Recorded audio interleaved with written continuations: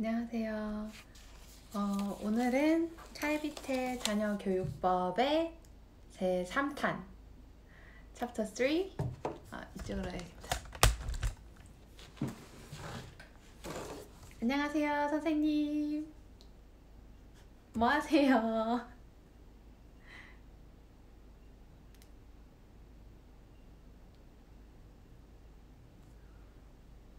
손 흔들기. 안녕하세요. 오늘은 카이비테의 자녀교육법 제 3탄 챕터 3 지능 발달의 최적기를 놓치지 않아야 한다. 어제 읽어봤는데요. 제가 좋아하는 챕터 중에서 하나예요. 아동의 잠재력 체감 법칙에 따르면 어제 이야기했었죠? 2탄에서 아동의 잠재력 체감 법칙. 사람의 성장 과정에는 지능이 발달하는 최고의 적기가 존재한다. 이 시기는 아이의 지능을 결정하는 매우 중요한 때이므로 조기 지능 발달 교육을 할 때 가장 중요한 것은 이 최적의 시기를 놓치지 않는 것이다. 오늘따라 발음이 잘 안 되는 것 같네요.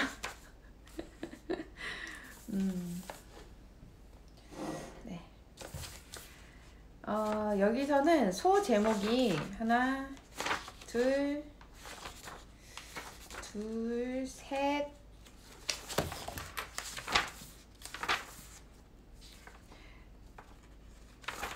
다섯. 소 제목이 5개, 그 소 제목 아래에 상세 내용도 있어요. 안녕하세요. 오늘도 오셨네요.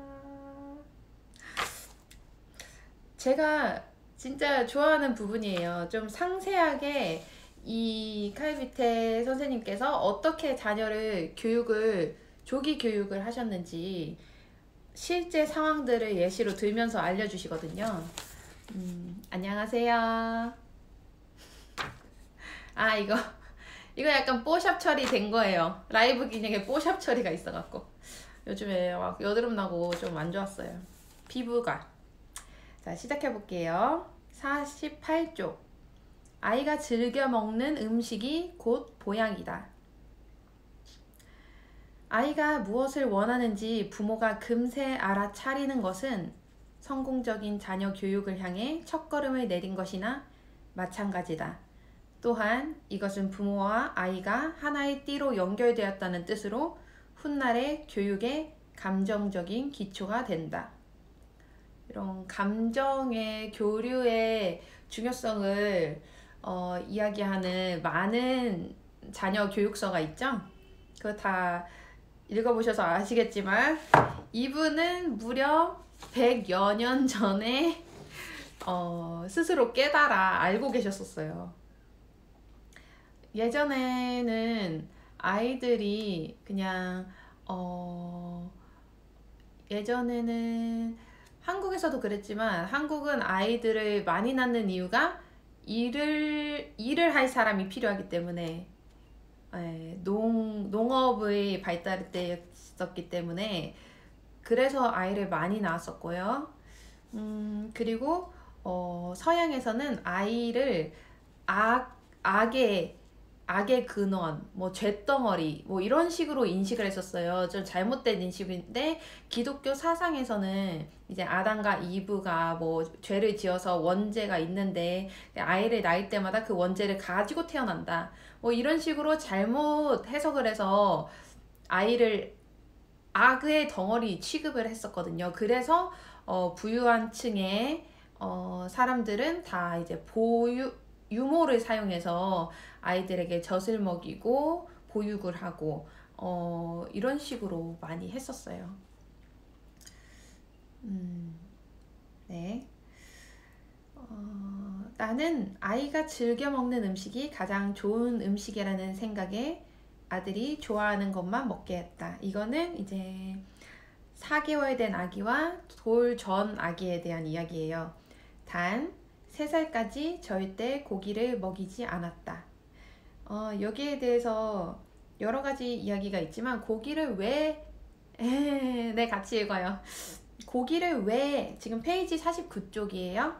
고기를 왜 먹이지 않았을까? 라는 생각에 대해서는 제가 예전에는 이거 읽을 때 이렇게 줄도 안 쳐놓고 그냥 물음표만 했었어요. 왜냐면은 요즘에는 너무 풍요롭기 때문에 고기를 먹이는 거가 당연하고 많이 먹으라고 하지만 이제 세계 보건기구에서 자료 통계적으로 한 것을 보면은 지중해 식단, 유명한 지중해 식단, 그 채식 위주의, 그리고 아주 살짝 고기를 약간 소스처럼 조금만 넣어서 먹는 그런 식습관을 가진 분들이 암이나 그런 노년의 질병 없이 오랫동안 건강하게 장수하는 게 결과로 나왔어요. 그리고 고기, 그러니까 동물성 기름에 대해서 주의를 해야 된다는 거죠. 그런데 이분은 또 그것도 아셨어요. 그래서 진짜 읽을 때마다 좀 존경이 되네요. 저는 최근 들어서 이제 채식이나 건강 관련해서 알아보면서 알게 된 거거든요. 물론 알고는 있었지만 왜라는 이유에 대해서는 잘 몰랐었어요.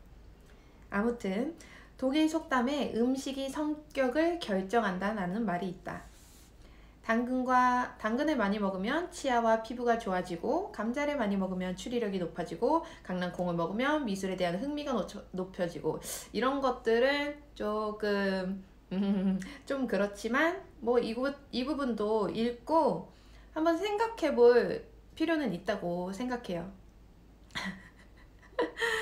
아기에게 고기가 질겨서 성격 버려지니, 뭐 그렇게도 생각할 수 있겠지만 여기 왜라고는 얘기를 안 나왔거든요. 왜 그랬었는지 이야기를 나눠보고 싶지만 벌써 돌아가셨기 때문에 그냥 유추해 봅니다. 이제 야채마다 그 가지고 있는 영양소들이 다 다르잖아요. 미네랄하고 비타민 같은 거, 그런 거 관련해서 많이 관심이 있으신 분이면 읽어보시고 찾아보시고 그러면 좋을 것 같아요. 밑에 단에 아들이 규칙적인 바이오 리듬을 갖게 하기 위해서 생후 15일 동안 정해진 시간에 맞춰 젖과 물을 줬다. 또한 밥을 먹기 시작한 뒤에는 끼니 사이에 물 이외의 다른 음식을 못 먹게 했다. 위가 운동하려면 혈액이 많이 필요한데 식사 외에 다른 음식을 또 먹으면 뇌에 혈액이 충분하게 공급되지 않아 되뇌의 발달이 잘 안 이루어진다. 이 부분도 지금 과학적으로 증명이 거의 된 상태거든요. 한국의 정서는 약간 이런 것 같아요. 아이들이 필요할 때 모든 걸 다 주고 좀 더 주자. 그리고 좀 더 재우자. 좀 더 먹이자. 이런데 모든 생물들을 봤을 때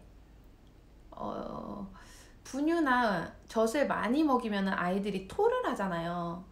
모든 생물들을 봤을 때 과하게 먹어서 토를 하는 생물은 많이 없거든요.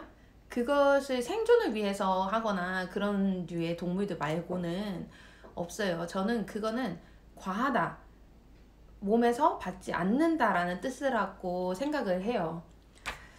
예전에는 어른들이 많이 먹여라 이래갖고 그냥 많이 먹였던 것 같아요. 그런데 이런 바이오 리듬, 유럽이나 미국에서 아이들, 그런 약간 프랑스에서 그렇게 아이들을 규칙적으로 대해주고 일관성 있게 아주 갓난 아이 때부터 그렇게 하는 듯이, 그렇게 하는 게 저 건강하다고 생각합니다.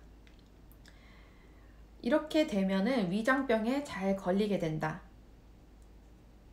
위장병은 아이에게 많은 괴로움을 안겨줘 건강한 행복을 못 누리게 한다. 난 아들이 군것질을 못하게 하고 영양을 보충할 때도 정해진 간식 시간에 먹게 했다. 그래서 이제 어린이집과 이런 유치원이나 학교에서 정해진 간식 시간과 낮잠 시간 뭐 이런 바이오리듬을 아주 어릴 때부터 시작하는 게 좋다라고 저도 동의합니다. 페이지 50쪽에는요. 건강한 마인드를 유지하게 한다. 내 아들을 본 사람들의 반응은 한결같다. 아이가 너무 건강한 게 영재 같지 않아요. 그렇지만 그것은 구닥다리 관념에 불과하다. 건강한 정신은 건강한 육체에서 나온다는 말도 있지 않는가? 맞아요. 그러니까 건강하지 못했던 영재들도 많아요. 안 좋은 습관을 가지고 있던 영재들도 많아요. 하지만 그분들이 건강한 습관과 건강한 몸을 가지고 있더라면은 그 재능이 더 빛을 발하지 않았을까? 저는 그렇게 생각하거든요. 담배를 피우고 술을 마시고 건강을 해치고 밤을 지새우면서 그렇게 전념하는 거, 그거는 나쁜 습관으로 인해서 이루어진 거지. 그분들은 뭐 그런 거를 통해서 뭐 창의성을 얻고 즐거움을 얻고 뭐 그렇다고 얘기를 하지만 제 생각에는 그런 습관이 없다면은 더 건강한 즐거움과 건강한 창의력이 있지 않았을까. 즐거움은 건강을 지키는 매우 중요한 요소로 환경이 침울하면 아이가 소화불량에 잘 걸린다. 난 이 점에 주의해 처음부터 아이의 방을 편안하고 쾌적하게 만들었다. 저는 이 부분을 잘 못했어요. 네, 아이가 계속 공부하고 싶다고 계속해서 책 읽고 싶다고 하더라도 저는 끊고 재우는 편이에요. 처음부터 아이의 방을 편안하고 쾌적하게 만들었다. 저는 편안하고 쾌적하게는 못 만들어줬던 것 같아요. 너무 정신이 없었어요. 아이 키우는데 준비가 안 된 상황이라서 마음의 준비가 아니 뭘 준비해야 될지도 몰랐었고. 그리고 51쪽 아기들은 손발을 마음대로 움직이며 운동하기 때문에 재울 때 인형처럼 이불로 꼭꼭 싸매선 안 된다. 네, 저도 꼭꼭 싸매서 아이들을 재웠습니다. 물론 아이가 자면서 이렇게 풀어 헤쳤지만 아주 못 움직이게까지는 안 했고, 저는 그래도 이제 아이가 깨어있을 때는 풀어놓고 아주 돌 전에 아주 갓난 아기 때부터 풀어줬어요. 이 손싸개도 쓰는 것보다 안 쓰는 게 더 좋아요. 이 손의 촉감 같은 거를 느껴야지 아이들이 이제 신경세포나 그런 것들이 발달이 되거든요. 늘 바깥 공기를 마시며 운동한 아들은 생후 6주 만에 4개월 된 아이만큼 자랐다. 서너 살 땐 매끄러운 나무 토막에 원숭이처럼 매달려 턱걸이도 조금씩 했다. 아들이 2살일 때부터 세수하고 손 씻고 이 닦는 법을 가르쳤더니 얼마 안 되어 밥을 먹으면 꼭 이를 닦고 수건을 이용해 흐르는 코를 닦았다. 이렇게 식습관과 신체 훈련을 통해 병약했던 신생아였던 칼은 건강하고 활발한 아이가 되었다. 네, 안녕하세요. 모든 기초는 식습관과 신체 훈련을 통해서 이루어진다. 제대로 된이 아니라 건강하고 뛰어난 아이로 키우고 싶으면 우선 식습관과 신체 훈련부터 시작을 해야 되는 것 같아요. 그리고 52쪽에 오관 훈련이라고 나오는데 이거는 오감 훈련, 오감 발달 이런 얘기겠죠? 난 아들을 최고로 가르치기 위해서 오관, 눈, 귀, 코, 혀, 피부를 훈련시키고 대뇌 발달을 촉진시키는 교육을 하기로 결정했다. 아이는 시각보다 청력이 먼저 발달하므로 청력 훈련부터 해야 한다. 가장 좋은 방법은 엄마가 좋은 목소리로 노래를 불러주는 것이다. 난 노래를 못하는 관계로 늘 시를 읊어주었다. 예전에는 이제 시조가 노래였잖아요. 지금은 시와 노래가 다른 것처럼 나오지만 시도 음율이 분명히 있기 때문에 좋은 노래라고 생각을 합니다. 그래서 자기는 노래를 못해서 아이들한테 노래를 안 불러준다 하시는 분들도 있는데, 제 생각엔 기계음보다 엄마 목소리가 훨씬 좋고요.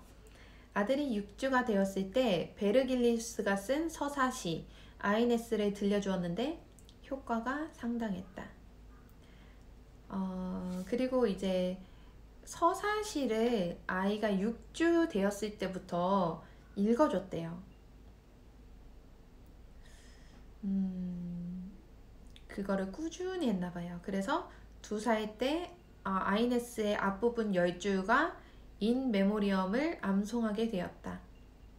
난 아들이 자연스레 시를 외우게 했지 결코 강제로 외우게 하지 않았다.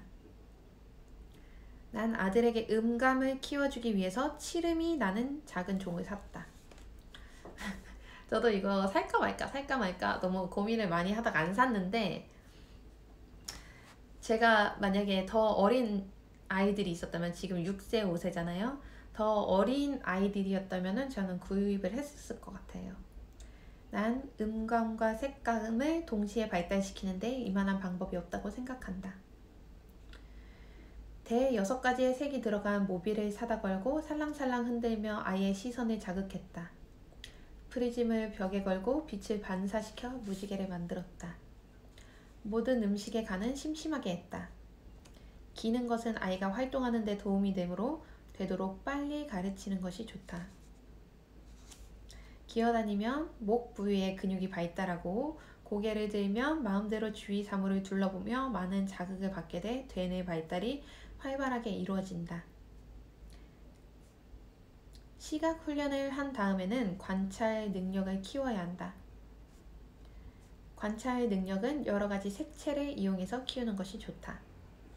난 유명한 그림의 모사본과 조각품의 복제품으로 아이 방을 꾸미고는 어린 아들을 품에 안고 상자, 의자 등 방 안의 모든 물건을 가리키며 눈으로 익히고 그것들이 무엇인지 가르쳤다. 54쪽. 그림은 아이의 지능 발달에 중요한 작용을 한다.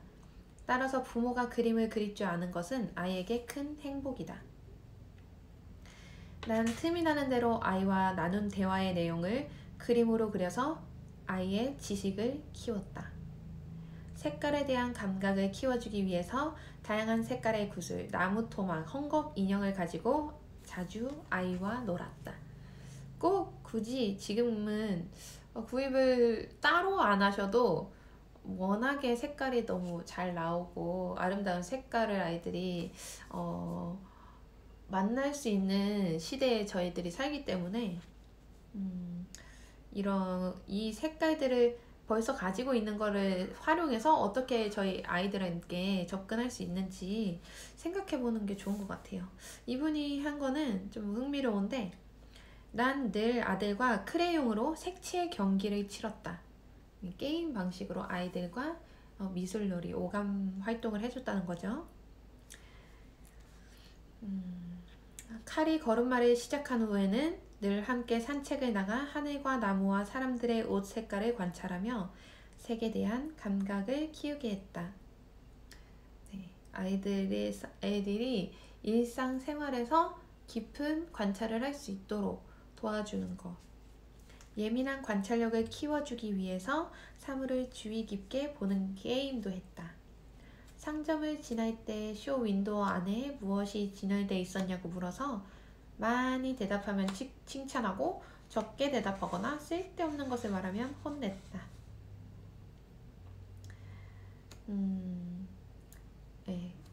이렇게 해서 이제 기억력 훈련을 시키는데, 기억력이 아주 많이 좋아진다고 하더라고요. 게임을 통해서 아이가 즐겁게, 기억력은 사람의 존재의 본질이기도 하거든요. 저희가 기억력이 없어지면 내 자신을 잃어버리는 거잖아요. 기억력이 뚜렷하고 선명할수록 그 사람의 존재는 더 뚜렷해지고 더 많은 것을 얻게 되는 것 같아요. 페이지 55. 형용사를 가르칠 땐 아이의 집중력이 약한 점을 고려해서 실물을 이용했다.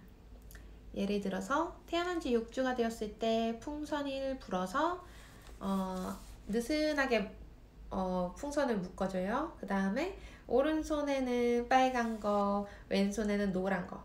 빨갛고 노랗고, 빨갛고 노랗고 이런 식으로 아이와 놀아주고 그거를 일주일에 한 번씩 바꿔주면서 형용사를 가르쳤대요. 전혀 그런 생각을 못했었는데 단 아이들은 손에 잡히는 물건마다 입에 넣는 것을 좋아하므로 이것이 습관이 되지 않도록 주의해야 한다. 아기가 손을 많이 쓰게 하는 것은 관찰력을 키우는데 매우 효과적이다. 따라서 오랜 시간에 걸쳐 아기가 자신의 손을 인식하고 손을 움직여 뭔가를 할 수 있다는 것을 되도록 빨리 발견하게 해야 한다. 이 발견하게 하고 아이를 키우는 거에 대해서 부부가 함께 했어요. 그 부분에 대해서. 그리고 한 가지 강조할 것은 모든 훈련을 강제로 해서는 안 된다는 것이다. 그리고 페이지 56쪽 생후 15일부터 단어를 가르친다. 좀 빠르죠? 빠르지만 4살 이전은 언어를 배우기에 가장 좋은 시기다. 언어는 생각의 도구이자 지식을 학습하는 도구로서 언어를 배우지 않으면 지식을 얻을 수 없다. 오늘날 인류가 이룬 모든 성과도 언어가 있었기에 가능했다. 따라서 아이들이 능력을 마음껏 발휘하게 하기 위해선 언어를 일찍 가르쳐야 한다.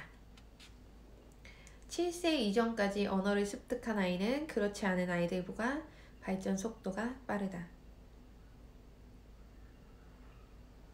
그럼 언제부터 말을 가르쳐야 할까? 정답은 생후 15일부터다. 생후 15일이면 2주 된 건데 아이가 태어난 지 2주일 이후부터 그렇지만 가르친다는 거에 좀 우리가 생각의 전환이 필요한 것 같아요. 예를 들어 드릴게요. 생후 15일 때 칼은 우리 부부가 손가락을 내밀면 꼭 움켜쥐었다. 물론 처음부터 그랬던 것은 아니다. 처음에는 손가락이 뚜렷이 보이지 않는지 잘 잡지 못했다. 최초로 손가락을 잡았을 때 칼은 매우 기뻐하며 손가락을 입에 넣고 빨았다. 난 편안한 목소리로 손가락, 손가락 하며 반복해서 말했다. 칼이 사물을 구분하기 시작하자 더 많은 물건을 보여주고 더 많은 사물의 이름을 반복해서 들려주었다. 그러자 얼마 지나지 않아 칼이 사물의 이름을 말하기 시작했다. 여기서 말을 했다는 것은 옹알이를 뜻합니다. 따라서 부모는 이 시기를 놓치지 말고 말할 수 있는 기회, 듣기 훈련을 할 수 있는 환경을 많이 제공해서 아이의 청력을 발달시켜야 한다.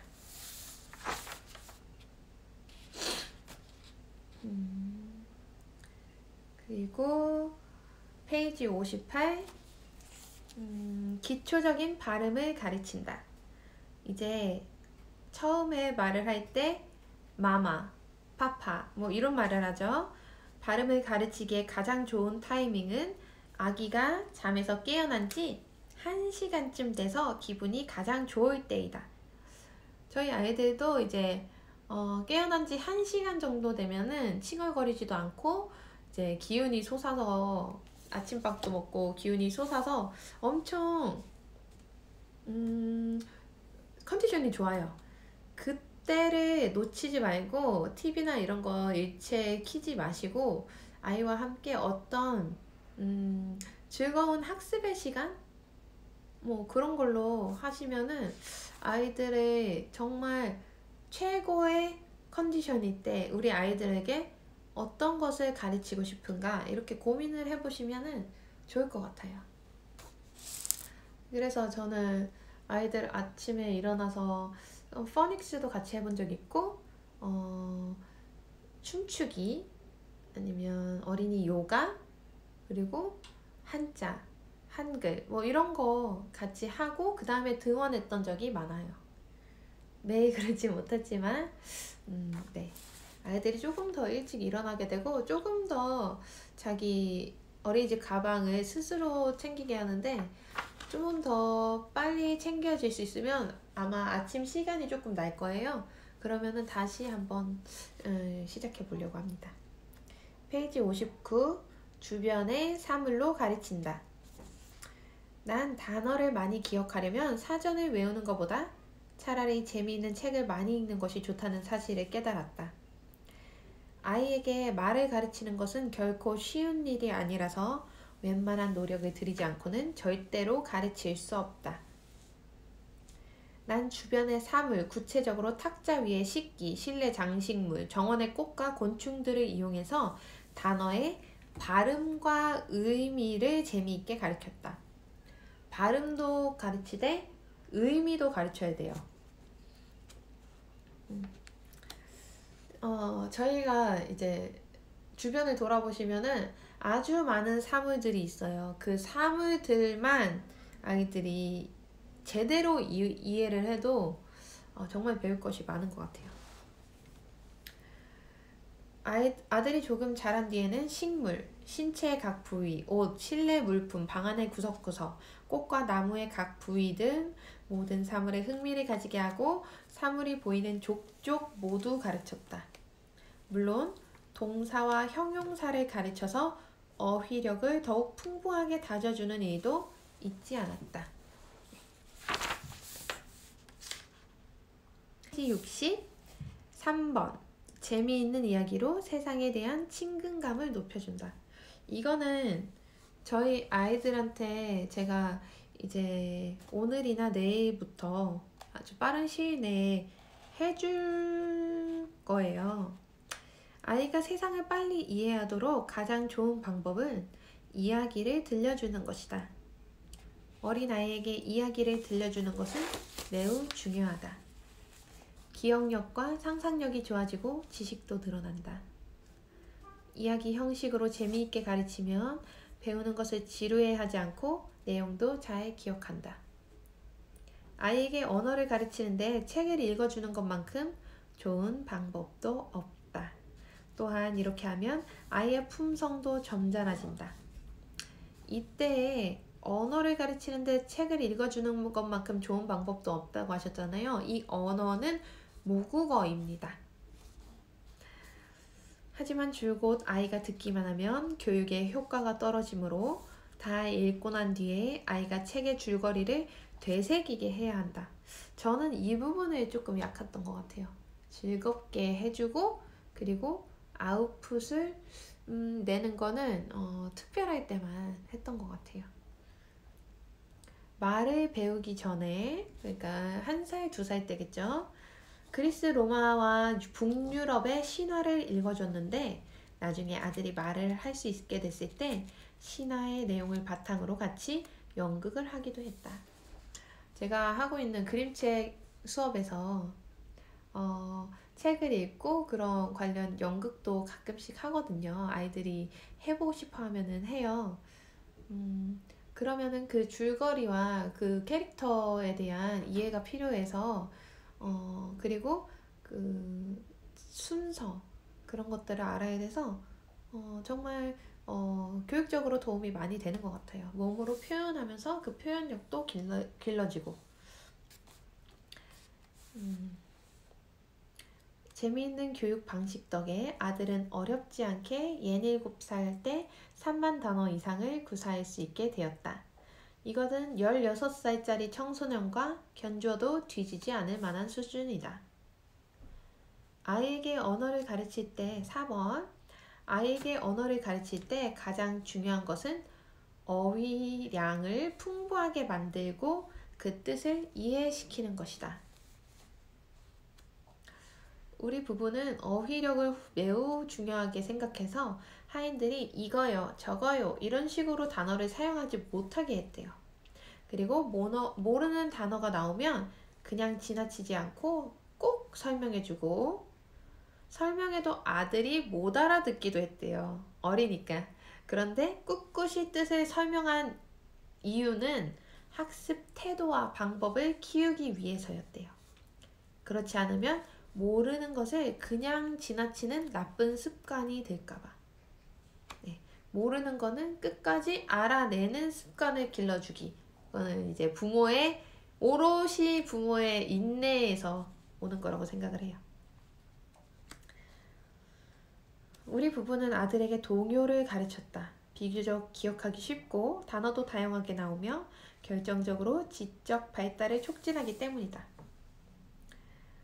아들은 채 5살이 되기 전에 책을 읽기 시작했는데 대부분 노래 가사 형식으로 쓰인 책이 많았다. 5번 불완전한 말과 사투리를 가르치지 않는다. 사용하지 않으면 가치를 제대로 평가할 수 없다. 배울 수 있는데도 어른이 가르쳐주지 않으면 아이는 잠재력을 발휘할 기회를 잃고 만다. 잘못된 교육은 아이가 다른 지식을 배울 수 있는 귀중한 시간과 에너지를 낭비시킨다. 예를 들어서 아이에게 맘마 먹자라고 하죠. 근데 나중에 또 밥이라고 해야지 이러면서 또 아이들을 가르치죠. 그렇게 배우게 하는 게 비계획적이고 아이에게 이중 부담을 주는 것으로 처음부터 제대로 된 지식을 배울 수 있도록 하는 것의 중요성. 아이의 시간을 소중히 여기는 마음을 갖기. 정확한 사고는 단어를 정확하게 사용할 때 가능한데 나는 아들에게 표준 독일어로 말하는 동시에 속담을 중요하게 여기고 재미있는 얘기를 할 때 꼭 속담을 인용했다. 6번 좀 길죠? 정확한 어휘로 두뇌를 무장하게 한다. 부모나 가족이 한쪽은 엄격하게 요구하고 다른 한쪽은 그냥 봐주면 지도가 제대로 되겠는가? 안 된다는 뜻이죠. 난 칼이 9살이 되도록 어법을 전문적으로 가르치지 않고 오로지 듣고 말하기를 통해 언어를 가르쳤다. 아이들은 말하기를 좋아해서인지 배운 단어를 반복해서 말하는 것도 싫어하지 않는다. 칼이 좋아하게끔 엄선한 단어로 짧고 재미있는 이야기를 만들어 외우게 했다. 나중에는 이 이야기를 외국어로 번역해서 외우게 했는데 역시나 빨리 외웠다. 경험상 2세에서 6세 사이는 언어를 학습하기에 가장 좋은 시기이므로 부모들은 이 시기를 놓치지 말아야 한다. 네, 이분도 모국어 먼저 했고요. 그 다음에 그것을 토대로 한 외국어 교육을 한 것으로 나오네요. 이제 조금 길어서 자르고 싶지만 이게 한 챕터씩 나가기로 해갖고 어떻게 해야 되나? 이것도 제가 좋아하는 방법. 좋아하는 건데 우선은 오늘은 여기까지 다 갈게요. 페이지 65. 기억력과 창의력 그리고 상상력을 빨리 개발하기 위한 방법. 기계처럼 훈련시키면 별 효과가 없다는 건 잘 알기에 난 생동감 있고 재미있는 방법을 사용했다. 난 모든 지혜의 뿌리는 기억력에 있다. 난 아들의 기억력을 좋게 하기 위해서 신화와 성경과 각 나라의 역사를 들려주고 내용을 요약해서 종이 카드에 적었다. 지금으로 말하면은 셀프 메이드 플래시 카드죠. 게임하듯이 카드를 뒤집으며 다시 한번 내용을 가르쳤다. 가끔 아들과 재미있게 읽은 책을 읽고 내용을 요약하기도 했다. 내용을 기억할 땐 산문보다 짧은 운문이 편리하다. 운문이라 하면은 시 같은 짧게 구성된 언어예요. 칼도 어릴 때 운문을 이용해서 지식을 기억했다. 동시와 이렇게 시를 많이 접하게 하면은 아이들이 축약적으로 그리고 아름답게 표현할 수 있는 능력이 느는 것 같아요. 제가 시집을 사놓고 많이 안 읽어주는데. 페이지 66. 칼이 역사책을 읽으면 난 함께 역사적인 사건을 연극으로 재현해서 칼이 기억하도록 도왔다. 역사는 이렇게 가르쳐야 합니다. 창의력. 난 아들의 창의력을 키우기 위해서 손을 많이 쓰고 많이 생각하며 문제를 많이 제기하게 하고 아들이 뭘 묻던 인내심을 가지고 대답했다. 칼이 3살 때 아내는 날마다 수업하는 것처럼 아이에게 이야기를 들려줬는데 가장 재미있는 부분까지만 들려주며 아이의 흥미를 끌고 상상력을 자극했다.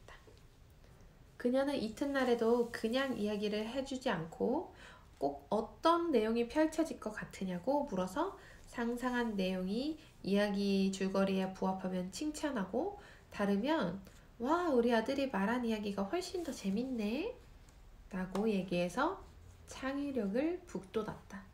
정말 좋은 예신 것 같아요.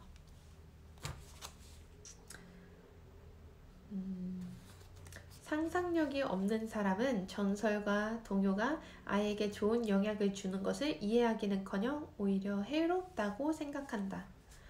그들은 아이들이 동물을 사랑하고 도덕을 잘 지키며 큰 뜻을 세우는 것이 모두 어릴 때 배운 전설과 동요 덕택이라는 것을 모른다. 아이들에게서 산타클로스와 천사에 대한 꿈을 빼앗는 것은 친구와 장난감을 뺏는 매우 잔혹한 행위와 다름없다. 상상력이 부족한 아이는 결코 시인, 소설가, 조각가, 화가가 될 수 없거니와 건축가, 과학자, 수학자, 법학자도 될 수 없다. 상상력은 모두에게 또 모든 직업에 반드시 필요하다. 신화를 아는 아이와 모르는 아이는 똑같이 하늘의 별을 바라봐도 감동받는 정도가 다르다. 난 늘 아이들에게 전설을 들려주고 동요를 불러주며 대자연을 천사가 사는 귀여운 세상이라고 말했다. 이러면 어쩔 수 없이 대자연을 사랑하는 동물을 위하는 아이로 키울 수 있겠네요.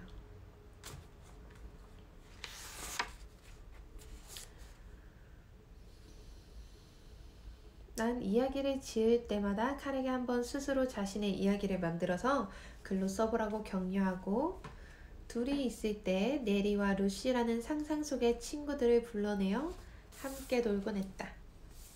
칼은 상상 속의 친구 덕에 늘 심심하지 않았다.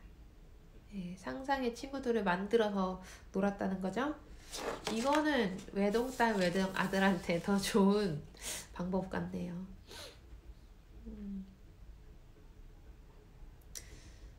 아이들의 천조각과 종이상자로 만든 성과 궁전을 말도 없이 허물어버린다. 하지만 이것은 아이들에게 놀이의 재미를 빼앗는 것일 뿐더러 무정하게 그들의 정신세계를 짓밟고 장차 시인, 발명가가 될 수 있는 가능성을 떨어뜨리는 행위이므로 부모들은 이 같은 경솔한 행동으로 영재가 될 제목을 망가뜨리는 일은 없도록 주의해야 한다. 애들이 골동품 같은 거 많이 만들어 오잖아요. 저는 많이 치웠거든요. 물론 물어보고 치운 것도 있고 안 그런 것도 있는데 조금 반성하면서 이 부분은 어떻게 현실적으로 진행을 해야 될지 한번 고민해 볼 거예요. 그리고 이제 그리스 로마 신화나 성경책이나 이런 거 관련해서 읽어주고 싶으신 분들 계시면은 이제 시 자체적으로 서울시나 경기도에서 자체적으로 운영하는 전자도서관이 있어요. 거기서 무료로 대여해서 읽어주실 수 있어요. 그래서 저는 오늘 다운받아서 회원가입했습니다. 끝! 들어주셔서 감사합니다. 저희 아이들 잘 키워봐요. 바이바이.